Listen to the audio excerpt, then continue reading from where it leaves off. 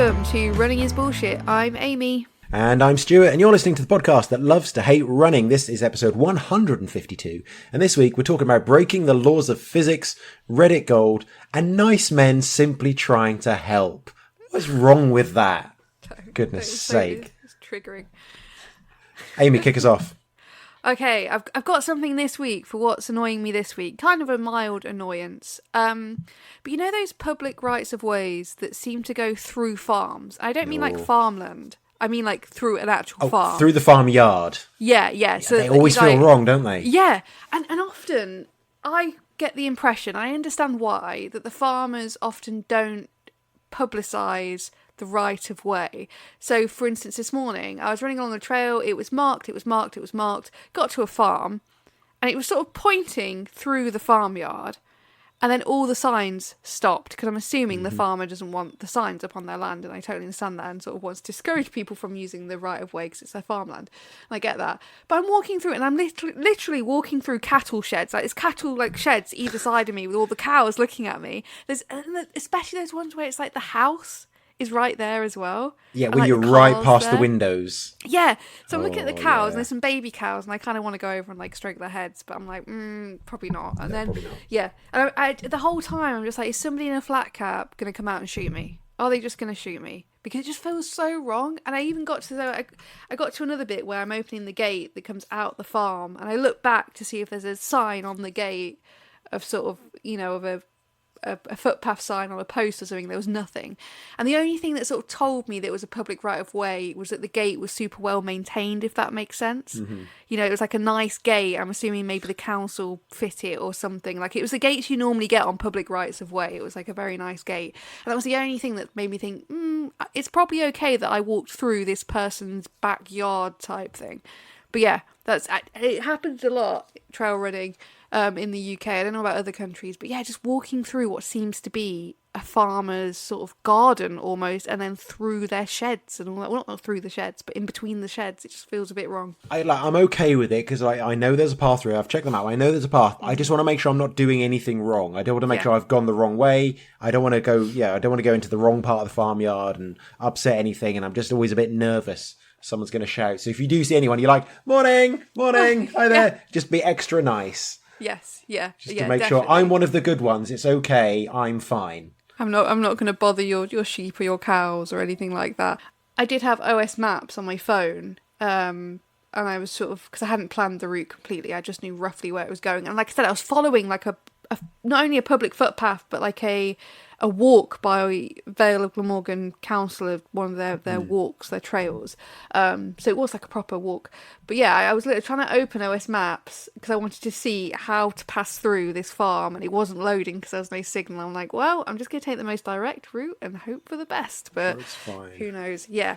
So that's one of my peeves is farmers. No, not farmers. Public rights of way that just seem to end, and then you don't really know where to go, and you feel like you're doing something illegal. I do really like when the farm dogs like escort you through. Like, they don't come too close. They just come a little bit, and they look at you. They're like, "Yeah, just keep fucking walking. Just keep going, and there'll be no trouble from us." And you can see as they just watch you pass, and you leave the land, and they just like trot along the path behind you a little bit. That's like, yep, that's it. Just keep on going. Don't get any trouble from us. But if you take a step wrong, we're gonna fuck you up. Yeah. If you step off that pub, they've got the OS maps open in their kennel, and they're like, "This is where it goes."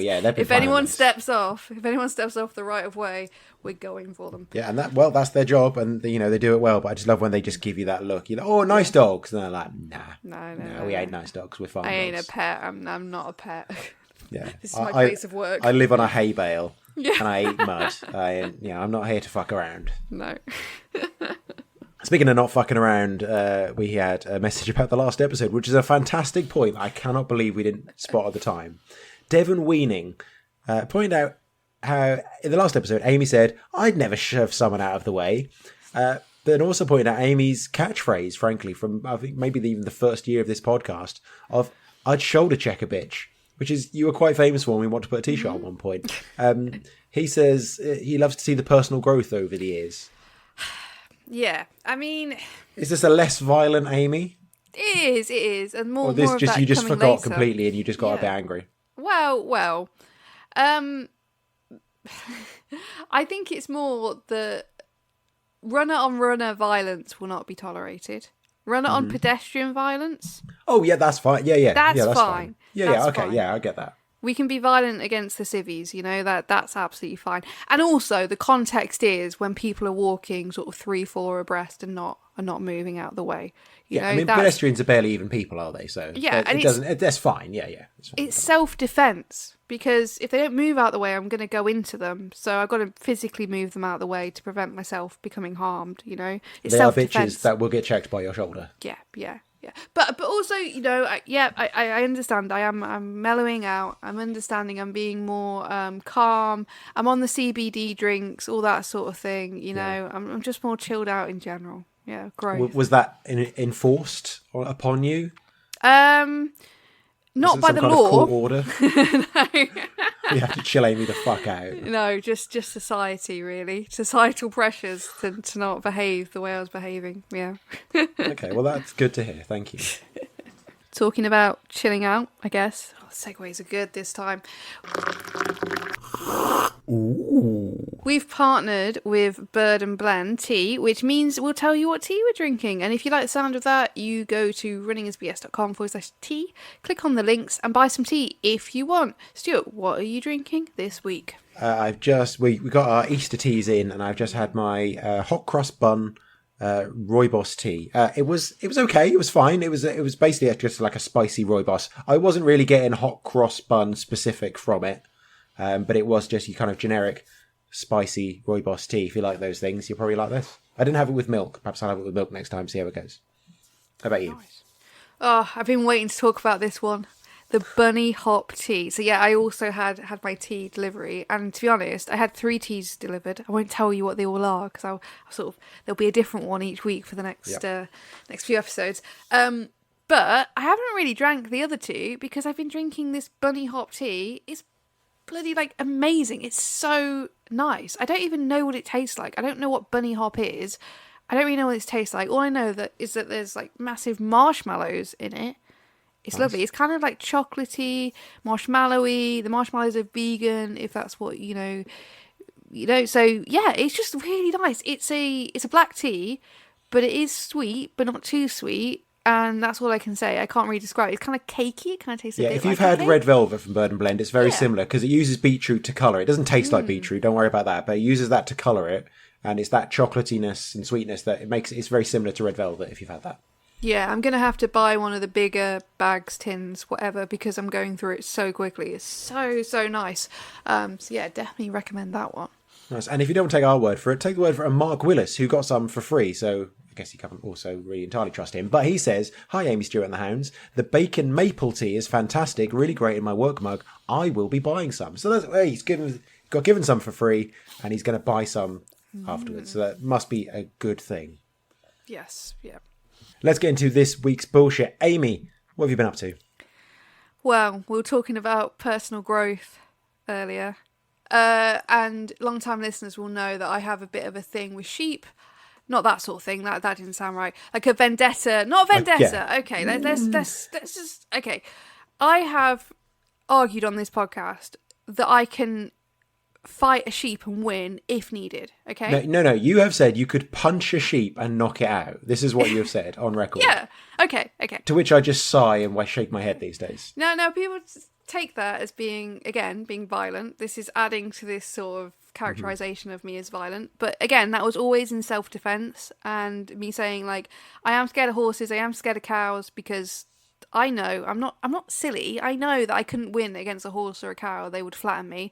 But I am the apex predator and I would flatten a sheep. It's always been my argument if it came to it. It hasn't come to it, but if it came to it. I'm not out there hurting sheep on purpose, just to clarify that. But I did have a sheep encounter, a rather lovely sheep encounter on a run last week. So I went for a run, one of my regular routes up on the Glamorgan Ridgeway Walk, and either side, so this is a really nice trail because the farm animals are separated from you. So there is a trail, and some like common land, some fields either side, and there is a nice fence either side. So you are always separate from the sheep, and more importantly, the cows. Most importantly, the cows. So yeah, so you don't really come across many sort of sheep. So in and out of back, I was running along, and there's a lamb that somehow found itself on the trail outside of its field, which is separated by a fence and some barbed wire. And I can see its mum on the other side, and the lamb's sort of crying. And I was like, oh no. But I could also see further along, the gate was the gate was shut and like padlocked, but there was a bit at the bottom where it sort of slightly come apart and opened a bit. So I just assumed it had gotten out that way and that it could go back in that way. So I kind of ushered it over that way. And then I just left it and went on my way and thought, oh, if it's there when I come back, I'll see what I can do. Came back, it stood near the gate, and it obviously cannot get through the gate. It's one of those things where I think it managed to get itself out and couldn't get itself back in, and it's crying like it's only like a very, very small lamb. It's tiny, it's crying, and the mum's like rah, rah, on the other side. And this is not like me. I caught the lamb. I caught a lamb. I chased it because I don't know. I was on the phone to Freya at the time. I was like, I'm always on the phone to someone and I'm running. And I'm like, I don't know what to do. I can't just leave it. You know, when you think I can't just leave it. I felt really bad, and it's very, very young, so it probably needs its mum. It needs to be like feeding and stuff. And it was crying so much. And Freya's like, well, just grab it. And I'm like, how am I supposed to bloody grab a lamb? It was running up and down. So I chased it into a corner. You know, they do that horrible thing when it was like running at the fence trying to get through because it was so scared. And I was like, oh my goodness. And I was trying to sound like a farmer. At first I was going, oh, don't worry. And I was like, come on. Doing my farmer voice. Trying to put it at ease and like clapping my hands. But I think that was making it worse. Yeah, probably. But in the end, I managed to like get it into a corner where it couldn't go any further. And I just grabbed it, like I grabbed, not hard, but like I grabbed it and I picked it up, and I was so scared it was going to wiggle out because it was going to be scared and it was just going to wiggle and fall, and that would make things even worse. But it just went completely limp. It went completely limp where I just lifted it over and placed it over the fence, and it was the most magical thing, and it ran off with its mum. And I picked up a lamb. A little lamb. Aww. It was so cute, and I could feel it. It was so soft, and I could like feel its heartbeat and stuff. It was it was one of the best experiences of my life. Oh, I know. Yeah, that's picking adorable. up a lamb, getting married, getting a PhD, like that order. That's the order. Yeah, like, yeah, great, that's like, fine. yeah. Have you ever picked up a lamb before? I have never picked up a lamb. Oh, Sounds like a strange euphemism. I know. It was amazing. Yeah, it was really, really lovely. So again, growth. I didn't knock it out. I didn't be like, boosh. I didn't like, chuck it. And Well, perhaps next year we can, perhaps a little earlier in the year, we can send you lambing instead. You can help out. I don't know whether I could cope with that, but yeah. You got experience now. Amy, friend of the animals, is back. A friend of the animals. Well, how many animals have you rescued now? What other animals were I rescued? There's a pigeon you rescued. Oh yeah, I rescued a pigeon. I went wild swimming and rescued a pigeon. Rescued a lamb. I rescued a dog. I rescued a dog in the woods. I found a beagle, lost, of course it's a fucking beagle. And I rang the owner and she was like, oh yeah, okay. And she wasn't really that bothered. Rescued a dog. I'm probably forgetting other animals I've rescued. I'm sure you have. It feels like very much your thing. Yeah. But yeah, I picked up a lamb. It was so lovely. Once in a lifetime opportunity, I think. It's such a city folk thing to say, isn't it? I picked up a lamb and it's a once in a lifetime opportunity. And it's like, I don't know why, whenever I pick up like an animal like that, I assume it's going to go absolutely nuts and try and bite me or escape. It just went completely limp. It just let me pick it up. I probably could have like cuddled it or something before I let it go, but I didn't. I just You didn't even get a quick selfie. It's a shame. No, I know. I should have done. If I was like a farmer type, that's probably what they do, isn't it? They'd probably just pick it up like normal, take a selfie with it, and just But also the optics of that, the optics of me rescuing a frightened lamb and getting a selfie. It looked like I've just stolen a lamb. Yeah, before I give it back to its mother, it's probably not good. Probably just need to prioritise it getting back to its mum. So yeah, did that.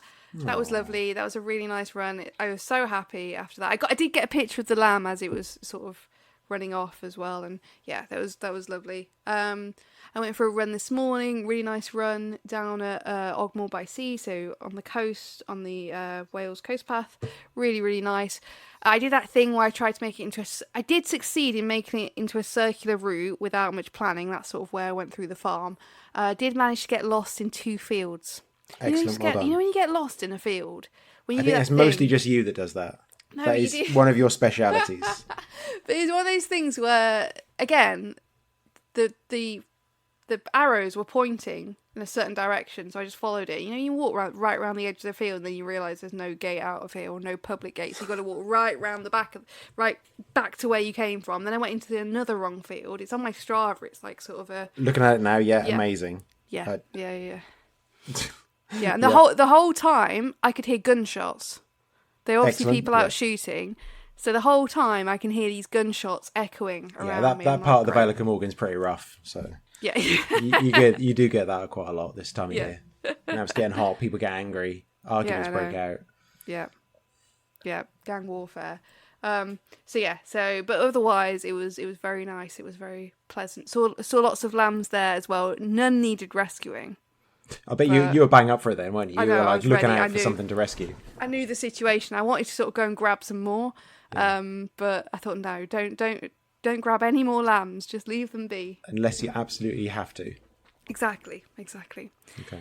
Anyway, how's your few weeks been? Wasn't as lovely as that. I did go up to the Brecon Beacons this week. Had a day off. Thought I'd go and do the Horseshoe Loop, which is roughly half of the Beacons Fell race I'll be doing in July. I haven't actually been up there for 6 years. It's one of these routes I think in my head I knew really well. And I think I did know it quite well. But I'd only done it once 6 years ago. So I thought I need to go and do that again. So I took my dog William up there. We went and did that loop. It's 14k, quite a lot of elevation. There's one long section where you run between the first hill and up to the main mountains up to Penavan. And it's just you're running along a ridge for a couple of miles. But the wind over the top of this ridge was probably 50 miles an hour, and the path was right next to the edge of it. And William likes to run on the smoothest path. He's quite good. He always picks a good route for us. He had to be on the lead because of the wind and because I didn't know if there would be sheep or horses around. But like the wind whipping over the top of this ridge was like blowing him sideways sometimes, and it was sometimes strong enough to make me almost stop. I take my hat off and like tuck it in my bag because that was going to go definitely, and. Yeah, we did the route at the end. We were up top of Penavan, had a lovely view up there. Didn't get a photo with the marker at the top, as most people do, sadly, because I just couldn't be bothered. Really, one of those routes that's really tough on the way down. Very rocky. There's kind of steps built into it, but really rocky, slippery. But when you're going down with the dog, being pulled downhill is extremely hard because he's just trying to trot away down there. But it was fantastic. I really enjoyed it. It was a lovely way to spend a day off. I had a little slip at the end. Did get some nice big scabby cuts on my shin, so the trail gods were pleased. Nice. With their blood sacrifice. There is a section there as well. It's the Roman road. I don't know why the Romans use that when they say A470, just the other side of the hill. And it's if you're a local runner, you know it there. You know how shit it is, and like I'm not usually in favour of this kind of thing, but that is a road that should just be tarmacked because it's a kind of a dusty path covered in rocks. It's very difficult to run on. There's little kind of bits on the side you can kind of run that have been smoothed off, but it's just this horrible rocky path. It's incredibly difficult to run on. I don't care if it's Roman. I want it tarmacked. It would be so much easier. I nearly had hypothermia on that road, and that's not even an exaggeration. Off the tarmac ultra. I'm not sure that's strictly the road's fault though. Well, it is because I couldn't run because the rocks were I couldn't see for a start. It was raining so hard. And then because I was so cold and stiff, I just felt like if I fall here, I'm done. Yeah, I think actually the last time I did this 6 years ago, I think towards the end, I'd done a little bit more. So it was a bit harder than the route I did the other day. And I did have a little trip and landed kind of on my back on the side of the road. And I just remember laying down there and just thinking, you know what, this is nice. Yeah. I don't mind just being in this ditch. I'm quite happy to be here. Yeah, I might just stay. It's that kind of path because it's just absolute bullshit path to run on. It's the absolute worst type of path to run on. These kind of rocky, bouldery paths. And it would be amazing if they just got rid of some of the big rocks or tarmacked it. It would be lovely. You go so fast. Just get like a steamroller down there just to crush it all up into gravel or something like that. That would be fine. Or just put it on TikTok and say, so this hidden gem. Thousands of people will go walk on it. And the rocks were the road. Yeah, that is the kind of influence I do have. So, perhaps I'll try and do that. Yeah. And the other day, there was a backyard ultra close to Cardiff. And so I went to help out. Someone posted in our club that she was going to be doing it. She'd made a fantastic spreadsheet asking for help. All the supporter slots, what she needed when. I'm like, I like you. I've never met her, but I'm like, I like your spreadsheet. I'll go down and help. Mm-hmm. Turns out someone else was also there like the entire day to do the helping. So I'm not sure if I was massively needed in the afternoon. I did say to her, I put myself down relatively early in the afternoon because like if you get 36 hours into a backyard ultra, you don't want me helping you. I'm not the person that needs to be there. Like me and you, I don't think are the faces you want to see at that point in a race. I think me early on, fine. Later on, when you're that tired, you want someone nice. So I put myself down for the afternoon. She did eventually do 12 laps, which is 50 miles. However, on her third loop, she got changed, forgot to put her chip back on her ankle, and got DNF'd. Oh no! Because I saw her come through and she went off. I think she went down to the loo, and the race director came through and asked someone, "Oh, which way is this person gone?" He pointed. I was like, "Oh, is she getting DQ'd? Is she?" And he was kind of like, "Yeah." It's like, "Oh, what shit?" Because just forgot to put the chip on. They're like, "I'm really sorry, but." We haven't recorded that lap, so we can't include that. We have to DNF you. She knows she's done it. Yeah, and on the third lap, and she was the second person to do it. So they put an announcement next time, like, make sure you are wearing your chip. Yeah, I mean, so they told her after the third lap, and she just carried on anyway. Yeah. Because you would. I think they said to the other person, you can carry on. Yeah, because it's in the early stages. Obviously, overnight they'd probably say just go home, which I think sure most people would. But yeah, at that point, like she paid a lot of money for it, so like, just keep running, it's fine. To be honest, especially because people are tracking it on their watches, it's not like when you used to not have people didn't have watches and you had to sort of just like it. I wouldn't be bothered. I'd be like, yeah, all right, I'm not. And a backyard ultra, like if you're not going to win, then it doesn't matter. Yeah, because everyone DNFs except the winner. So how long did it go on for? Do you know? I'm not sure, actually. I think it was still going on this morning, so I think it was at least 24 hours. Oh, my goodness. But I saw someone this morning, actually, who ran it yesterday and was out for a walk this morning, who said apparently the British record holder was there. So, like, perhaps the organisers might be getting nervous of, like, oh, shit. There's no cut-off at all. No, this is technically an unlimited one. They didn't put anything on it. God. I always worry about those. Imagine like going to the race Saturday and Sunday, then on Monday morning having to call your office and be like, I can't come to work today because my other job has overrun. Yeah. Ooh, somebody's still running around like trying to trip them up or something. And then Wednesday comes and they're like, I still can't go to work. What's wrong with you? Why are these two people still running? It's like jury duty, you know? Yeah.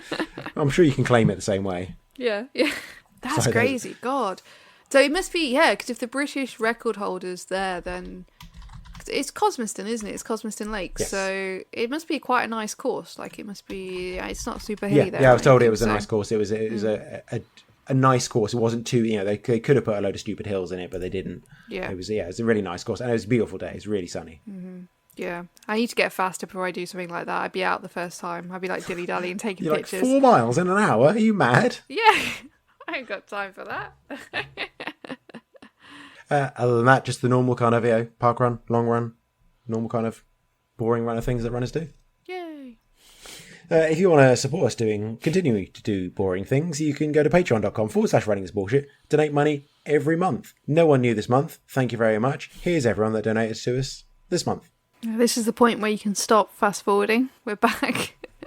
Yeah, thank you very much. Don't forget to get in touch with your running bullshit on Twitter, Instagram and Facebook. Search Running is BS. Let us know why you particularly hate running this week. We always want your submissions. This time, Dewi sent us a link to Usual Objections, which appears to be a London-based shop. And the blurb to their running gear at the top of the webpage says, developed to make you go faster, our performance collection features premium lightweight fabrics designed to reduce drag and offer full freedom of movement. Use for faster training or on race days. Improve your time every time. Now, I worry about this because if you run enough, eventually you'll break the laws of physics. You cannot get faster every single time or something bad will happen with the universe. It's like, hello, trading standards. This is false advertising. Yeah, I just worry that if you go for your 200th run, you're going to create some kind of singularity and you're going to run faster than light and bad things are going to happen. Yeah, this is very like, it's in Hackney, isn't it? It's very something like that. I guess they have to say something as extreme as that because the vests are £95 and the shorts are £140. Well, have you looked at their workshop tab? And this features a word that I've never even heard of before. It says our East London atelier. It means work. I had to Google it. It means workshop. Atelier? Atelier? Atelier? I don't know. I've literally never seen that word. It was before. also a video game series for the PlayStation in 1997. Okay. It's probably not that. Yeah. So their workshop facilitates our meticulous attention to detail. Artisans combining traditional tailoring techniques with modern technology. Using the best. Those first two lines, if you gave them to someone, you say, "What do you think they're making?" You'd be like, "I don't know. Is it like, some kind of expensive jackets or some kind of some waistcoats?" And I don't know. It's running shorts. Yeah, using the best quality materials, we iterate and improve. I don't know what that means. We iterate and improve. Seeking perfection in quality and performance. It allows us to create what we think is some of the finest sportswear in the world. Are we just giving them advertising now? Open to the public. Drop in for a tour, a tea, and shop the collection in store. No, I don't want to. I mean, okay, so firstly, I guess this has got to be better than buying your running gear that's been made in a sweatshop somewhere. Yeah, annoyingly, I have just thought of that. Of like, actually, if they are making it on site out of good materials and presumably paying their work as well, then perhaps that is actually a good thing. Damn it, stop it. Oh, I didn't want that. Yeah, I didn't want to be convinced. And also, making it on site. So gamey. firstly, people aren't getting exploited for their labour in a country where they're getting paid like 10 pence an hour. But also like the what's the word? The environmental stuff of not having stuff transported to you from abroad or elsewhere in the country. But I think it's they should have gone with that line rather than all this wank. They should have said it's made by people that get paid a fair wage. We assume, and it's really environmentally friendly. I think that would be less wanky. Yeah, rather than making it sound like an Italian fashion house. Yeah. Just say it's like it's really good and we make it here. Yeah, and I do wonder as well what the profit margins are. Like, is that how much it costs? Maybe it does. Does it cost £95 to have something made that way? Maybe it does, and maybe that's what we should be spending. But yeah, I don't know. It seems very expensive, doesn't it? But yeah. However, in this household, we obey the laws of physics. Yes, and so I will not stand for any of this. I do wonder: are they allowed to say you're going to get faster every time? Like, that's a bold claim. Yeah, we should take them on. There's a run club as well. Of course, there is. Yeah.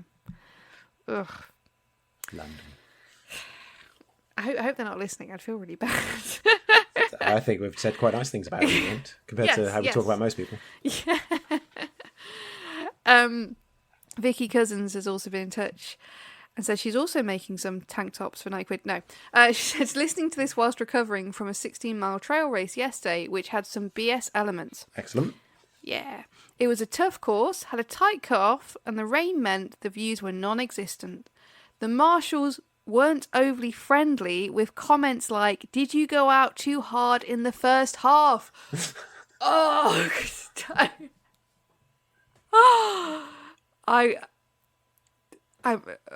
Now, see, I do quite like.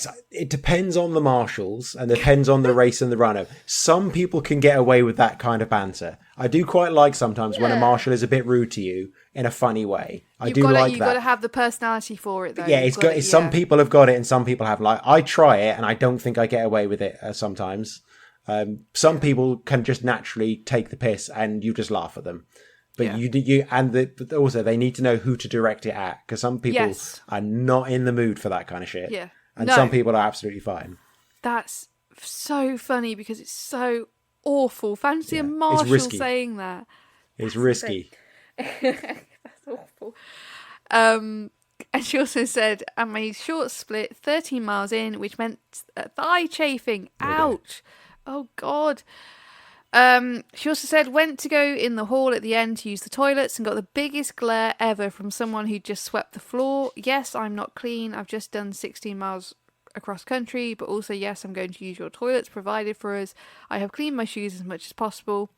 Finish line marshals were nice though. Oh, that's good. I hate that as well when it's in a rugby club or something and you come back from the race and you're going to use the loo and you're having to traipse across and like you say, you clean off as much as you can. Yeah. But you're getting mud everywhere. They make you feel bad about walking in there. I'm like, well, this is the point. We're probably paid to be here. So I was just about to say, we have paid to use those facilities, and if it's a trail race, surely they should understand. And I know it's shitty as well for the person that's got to clean up, but yeah, I don't know what else she's supposed to do, to be honest. So, At least the finish line marshals weren't taking the piss, so that's good. Yeah, oh my goodness.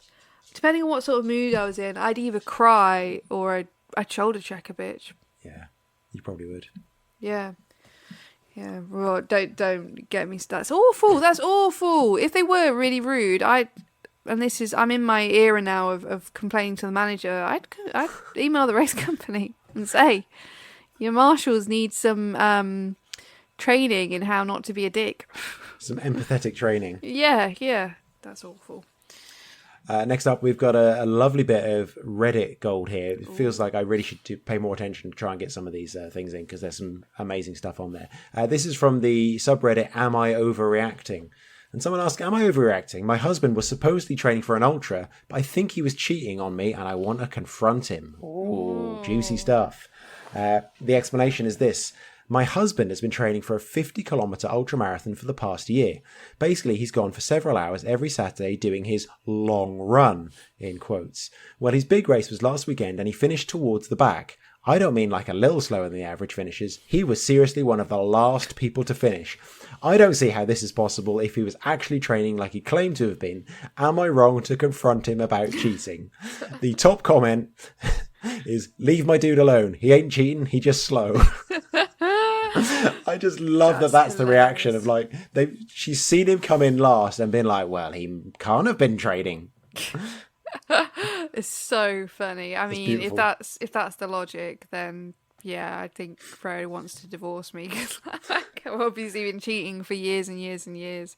That's so funny when you're so slow that somebody just assumes you haven't been training, and the only explanation is that you've been cheating instead of training. So even though it's probably all on his Strava, because he must have it recorded at the very least on his watch. Oh, so it could be proven so easily, but she obviously does not give a shit to the point of has no idea that this is even being tracked and recorded.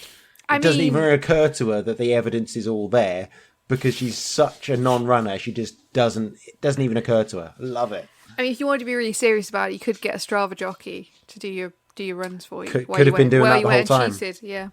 Yeah, still comes back knackered after a couple of hours. Yeah. But to be so shit in a race, your wife thinks that you're cheating. Oh, beautiful. That's so funny.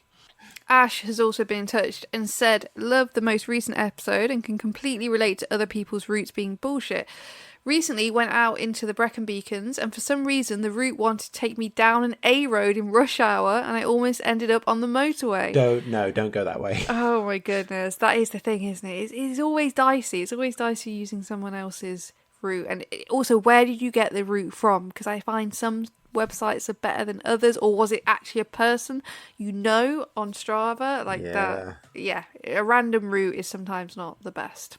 Ash also mentioned something about cycling, but we've admitted that as too offensive to be talked about here, of course. It's not what we talk about. No, we don't talk about cyclists. Some more stuff for online. This is from some Facebook comments from Kat Abigail Hardman.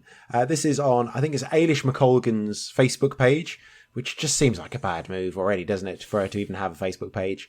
I think it was a post about, some of her training and stuff before the London Marathon. And a man has replied, great speed coming back for you, Ailish. Do you devise your own training plan and races? Fair enough, that's an interesting question. I'm concerned about you getting enough long runs in before London. I mean... He's concerned for an international standard athlete getting enough long runs in. This is her full-time job. It's not as if she's like she's managing to squeeze it in between going to work. Literally, her job is to run, and he's a bit worried about her because he hasn't seen enough of her long runs. I'm like, what are you doing, Don? Also, the idea that she'd do her own training plans and races, I'm pretty sure she has a coach. Yeah, she will have a go. I mean, she will have come up with the training plan to an extent, I'm sure. Yeah. But of course. I mean, famously, her mother coached her for a very long time, who was also an international standard athlete. And Ailish did actually reply. She was in the comments. Went to reply, and she said it's pretty normal for elite runners to have a long run every week. I don't know anyone who does more than one a week. She's like, yeah, I'm doing one long run a week. That's normal. It's fine. Chill out, Don. I wouldn't even want to justify it with a reply. But I think she's just so nice. I think she just is generally just very nice and just wants to be like, no, this is fine. But just the fact that you can be like, I'm really worried about Eilish McColgan. I just don't think she's getting. I'm gonna let her know. I'm gonna let her know that I'm worried about her and see if I can help her out. The thing is Don a runner? Because there's two ways of looking at it that are equally funny. Either he's not a runner, and then why is he even engaging this? Like, he doesn't know anything about it. Yeah. Or is he a runner and he thinks he knows more than her? Yeah, I think he probably is. The fact he said getting enough long runners in is always kind of that thing that people have. Oh, have I got enough long runs in? Like, I'm pretty sure she's going to be all right. Yeah, don't worry. I think she'll be fine. Thanks for your concern, though. Thanks Imagine if she replied and been like, "Oh, no, you're right. Actually, what do you advise? Yeah, Can you write me a training plan? Can you send me a number? Because if we can have a chat about this, like no one's ever brought this up before." Oh God. And on the subject of this is basically mansplaining, isn't it? There was a really man concerning. He hasn't splained yet. He's waiting for his opportunity to splain. Yeah, perhaps the next reply was, "Well, you see, when you do a long run, the body adapts." It's a pre-splain. There's. Did you know Runner's World UK has a podcast? Oh, really? They're copying us. Yeah, I think so. Well, they're definitely copying us because the latest episode has former guests Sabrina Pace Humphreys and Bethan Taylor Swain.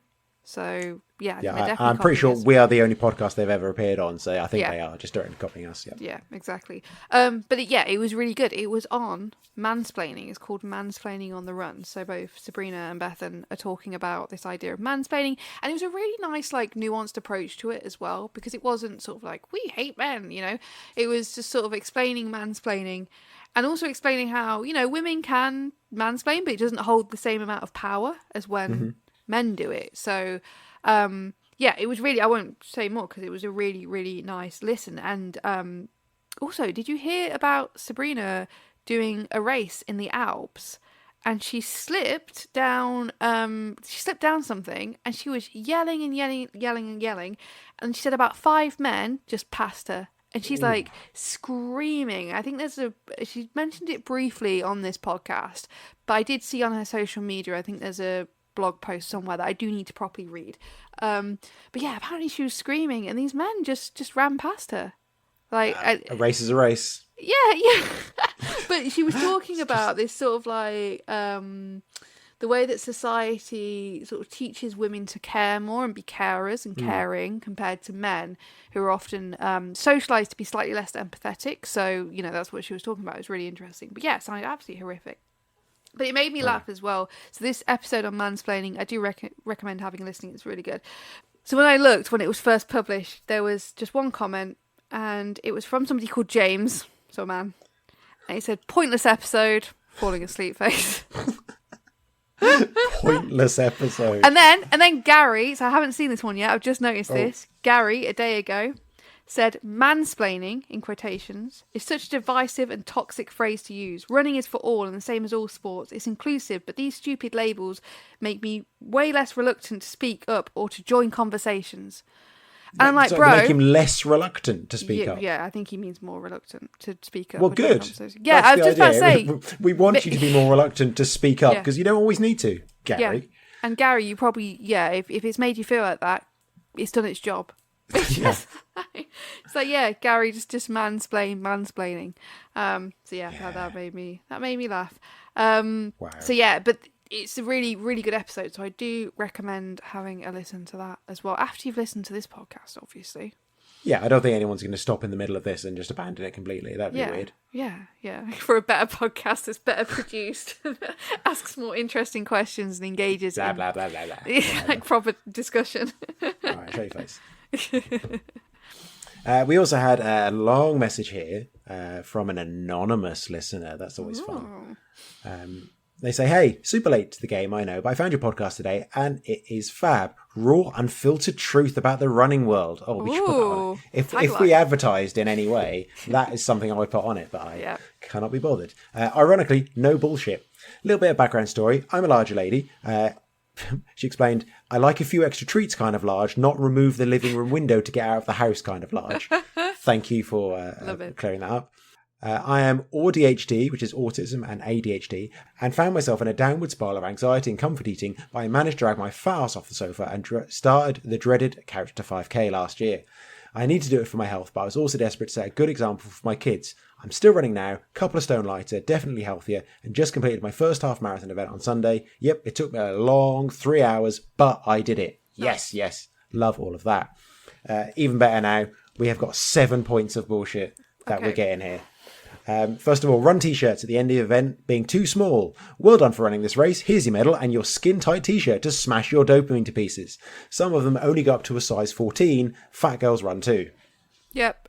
Also, as well, definitely larger sizes for larger bodies, all that sort of thing. And also, some people prefer a baggier fit as well, so it's for everyone, you know. Some people don't want, like you say, a skin tight fit. I find that so uncomfortable. It's mainly women's stuff that's like that. I just love a baggier fit, so I always want to go a size up. Well, I was going to say, if you're new here, I'm really sorry. The t-shirts are never going to fit, and that's just how it is for everyone. Sorry about that. Yeah. Second one is tail runners loudly declaring they are the last ones to every single human they see around the whole course. Maybe be a little bit more considerate of the last participant. Just running the event and finishing at all could be a massive achievement for them. Please don't kill their motivation mid-run. I'm not sure. I think is this perhaps the tail runner letting marshals know as they go through certain points that they that they're the last, and it means those marshals can stand down. It's kind of what I guess. But as we've said before, tail runners ideally need to be a bit behind the final runners. You should be able to hear them. You shouldn't be able to hear them saying "last runner" like that, because it's really demoralising. And I've talked about this before, because a lot of trail races, I'm the last runner or one of the last runners, and I don't like walking with tail runners. I don't like all that shouting, yeah, last runner, all that. And I've said before, the Pegasus Ultras are really good because you don't see the tail runners. You don't see them. Like, I've often been last or nearly last, and you're not supposed to see the tail runners. The tail runners walk and they set off an hour behind, so you don't see them. So when they get to, and I've been a tail runner before for Pegasus, you get to a checkpoint and you just say at a normal volume, yeah, that's the last. Or you say, is that all of them actually? Because the checkpoint knows who the last runner is. You got to make sure no one's lost. You know? Sure. Like, so you say, is that everyone through the checkpoint? Like, you don't need to be shouting, that's the last runner. I guess perhaps in this case, it could be someone innocently trying to be like, try and get a bit of extra support, a bit of extra, something from the crowd. So, but yeah. It just feels patronising. It just feels absolutely patronising. Just treat it, even if you're last, just treat them like you would anyone else. I hate it when there's this big thing about being the last runner. Like, it doesn't fucking matter, bro. Like, I don't need extra cheering on. It just feels patronising. With that one. Next up, fuel. Why does 99% of running fuel make you nearly shit your pants? I think that's possibly a you problem than an everyone else problem. I mean, a lot of people talk about this, don't they? I mean, yeah, never got there myself, but one day maybe. I mean, if there's less stuff in your bowels, you might run a bit faster. You'll be lighter, so maybe that's part of it. That's why you do it. Yeah, absolutely. Race photographers, are they paid to take the most horrific photos? Stop sitting on the floor, guys. We want the camera up high. Only one chin, mate. Never thought about that, to be honest, but I guess from that angle, not always great. Yep. Water stations handing out cans of water. I literally ran about 4 miles with an open can of water, looking like a crazy local drunk until I could find a bin. Not to be ungrateful, but where are the paper cups at? Never heard of cans of water on a race. That's strange. That is crazy. And also, I do think that more races should advertise themselves as cupless and encourage people to bring, those little reusable cups. And even at the beginning, you could sell them for like £1. You could get those reusable rubber cup things, and you could sell them at the beginning for £1, or have it included in the race entry. So have your race cost £1 or whatever more, and then give everyone a reusable cup at the beginning. That would be, I'm sure they're not expensive to produce, but cans, I still feel like you're just producing a lot of waste still. You're not, it's better than plastic, but you're still producing a load of waste that doesn't need to be there. Here's one that Amy's just going to agree with, so we won't dwell on for long. Park runs. What's all the hype about? I've been 3 times and hated every second. Crowds of people stampeding to get a quick time on their watches, dodging pushchairs and bicycles. Never again. Oh, 100%. Yep. Amy's going to agree too much. And lastly, dog shit. Oh my God, the amount of unattended, abandoned, steaming piles of dog shit that you have to hurdle over during a run is ridiculous. I mean, most runners are paying around £150 for a pair of shoes. I'm not scraping your dog turd off my Asics. I will be throwing empty poo bags at knobhead dog owners from now on. P.S. I am a dog owner, but a responsible one. Mm-hmm. She finishes, I'm sure there are many more moans, and I do love running, really. This will do for now. I look forward to listening to more episodes. Well, we may well let you down on that last point, but thank you very much for sending us plenty of bullshit. Yeah, please send more like every week, and we can just structure the episodes. That would be really around this. helpful, Yeah, really useful. It's the bullshit run it is. Da-da-da. Firstly, Hoka has been accused of failing to acknowledge the Maori origins of its name by Indigenous intellectual property experts in New Zealand. I didn't know it was Maori. Also, is it Hoka or is it Hoka? What's like the actual pronunciation? The Maori. Don't know. I don't know. I'm going to say Hoka because that's what I normally say. So Hoka takes its name from the Maori word meaning to fly. And in its early days, the company attributed its name, was then Hoka 11, loosely meaning to fly. I believe it's actually One. Oh, sorry, One. I've always said it 11. Yeah, I think I thought that as well at some point, Yeah. and then eventually heard it was that. I'm like, oh, in a way, that does make more sense. Yeah, because it means to fly over the earth. And that does make sense, because why would it be 11? It's going to be something else. So it means, Hoka One loosely means to fly over the earth in Maori. So they attributed it originally on their website to the ancient Maori language, in quotation marks. That's what it said on the website. But this disappeared from its About section after Decker's Brands took ownership in 2012. So the brand now makes no mention of the name's origin on its website. Lionel Tuffrey Haria, who is recognised as the first Maori patent attorney and is a leading expert on Indigenous intellectual property rights, which sounds like a super interesting area to look at. So they said if they don't want to associate themselves as being a Maori word, they need to stop using it. Why are you using that word if you're not prepared to acknowledge its, and I'm really sorry, Wakapapa? Which means origin. Hopefully that's pronounced properly, apologies, but it means origin. And its history, and to engage with the Indigenous people from which the word comes from, she asked. And Hoka has not responded. This is from The Guardian. Hoka has not responded to The Guardian's request for comment. And yeah, I think this is really important. Like, you're just taking a Maori word, and actually then the brand becomes bigger than the meaning, if you know what I mean. I'm sure not many people outside of New Zealand in particular would know that Hoka was a Maori word, you know? Yeah, and I'm sure as both of us both thought, you see 11, you think it's One, that's 11. Yeah. You don't, I had no idea. I assume Hoka was just, I didn't know if that was just some made up word, because it sounds nice. I think perhaps I thought maybe, I thought perhaps maybe Hawaiian or something like that. I kind of had a vague thing about it, because there's sometimes repetitive kind of words in that language, but I'd never really thought about it. But it seems they're quite, in a way, she's saying, like, it's not a problem to name it that. They're not trying to change the name. They're not saying you're not allowed to be called that. They're just saying, just acknowledge it. Just say this is where it's from. And that's kind of all it needs to do. Yeah, and it's a shame they're not, really, because it's nice. Like, it's really lovely to know that it means to fly. Like, that's really cool. Like, to fly over the earth. That's pretty cool. Yeah, why aren't they making that a big part of their marketing campaign?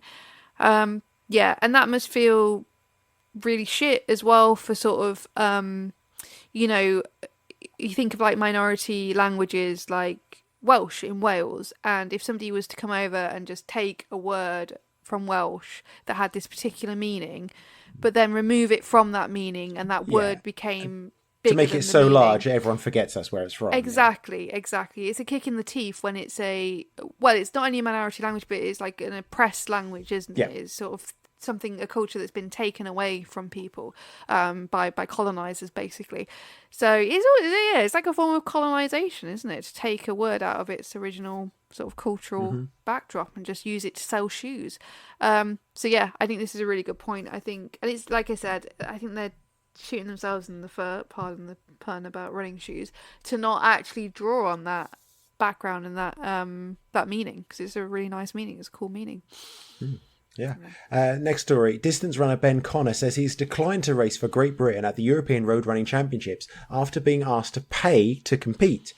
He had been selected to run the half marathon in Belgium in April, and in its selection policy, UK Athletics asked athletes for a fee of up to £1,100 to cover things like travel, accommodation, food, kit, and staff. He wrote on an Instagram post that England Athletics have offered to subsidise the cost, he said, to which I'm sure many are grateful, but said that he felt representing GB shouldn't come down to who can or cannot afford to pay for it.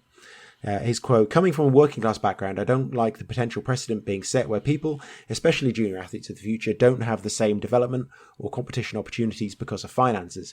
I wish there was more transparency and honesty regarding the state of our governing body's finances and how our sport is being managed for this to be the position."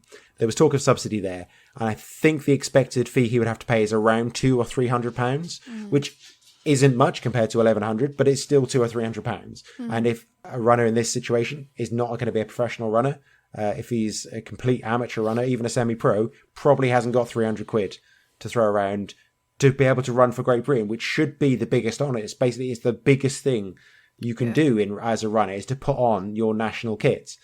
But for him to be in a position where he turns that down because he can't afford it is really rough. Yeah, and like you said, it's a for athletes from working class backgrounds, that is going to be a huge barrier. And actually, there's been this classism in the sport for a long time. There's a really good book called The Ghost Runner, and I can't remember off the top of my head the guy it's about. He's a ghost runner, but it's about this marathon runner who was super fast. But because so it used to be that you couldn't accept money from sport, from winning sports. So there used to be no prize money, and this was to keep it pure. It's that sort of like Christian values around that, like keeping things pure. I think always to keep rich old men in the sport. Exactly. Yeah. That's what it's actually about. So the Ghost Runner is this story about this guy who accepted some money from winning an amateur boxing fight. It was nothing to do with running, actually. But then when he started to get good at running, he could never officially enter races because he had historically received money from being a sportsman in some way. So it's this story about this guy who was this fantastic runner, fantastic marathon runner, but could never officially compete because of this. And it's the same thing. Like, it's like, stops people from winning money. You need to pay in order to even enter now. Like, yeah, I think there's big issues here and barriers, like he says, in terms of working class athletes. And yeah, unfortunately, running in the UK at the moment is pretty bad in many ways. I mean, I know England athletics don't have much money, or they don't seem to. I know Welsh athletics don't have much money. So it's UK athletics asking for the fee and then England athletics subsidising it. And you feel like they should probably work together a bit more to figure that out between them rather than leaving it to the athlete. But it just seems that in all running organisations in the UK at the moment, no one's got any money. And I hear the question about England athletics and Welsh athletics, and I imagine runners in Scotland may feel the same of like, what are we paying our money for? Like, as an affiliated runner, I pay my money to them. And as a lot of us ask often, what are we getting for it? And it seems to be less and less. And it's going to be a real issue with, I think, running clubs in the UK in the coming years of just fees going up and up, and we're just not getting anything back for it. That's a thing for a proper podcast, though. Yeah, that's like a whole what's happening in general. Everything's going up, nothing back. That's a serious proper running podcast topic, I'm sure. Mm-hmm. Anyway, what have you got coming up next, Stuart? Are you gonna is like class warfare on your agenda? No, not at the moment. Okay. I'll think. I mean, if I can squeeze a little bit in, yeah, absolutely. If I find a rich person I can eat, I'll give it a go. I'm well up for that. Next weekend is about getting a 10k PB. I'm definitely going to get one. It's definitely going to happen. I've told people to run with me. I've done my usual thing of like, I need to get a PB, and that's easier if other people run with me. So I found other people that run around the same pace, and I said, right, come with me and also get a PB, which what I mean is help me get a PB. If they run well as well, fine, good for them. That's a bonus. But it's about me. That's what I want the help with. So that's going to happen at the Newport 10k next week. Nice. Definitely. How about you? I haven't got anything planned. I need to enter some races, I think. Book some stuff in. I know. I'm just faffing and just doing my own thing and rescuing sheep, don't do that. Stop it. I know. Getting lost in fields. Yeah. Enter a shit race that you don't want to do. Okay, I will do. Get some content. Yeah, okay. If you've enjoyed this bullshit, you can visit runningisbest.com, see the show notes, links from this episode, whole back catalogue, as well as links to our Patreon, merch store, and our social medias. Bye. Bye.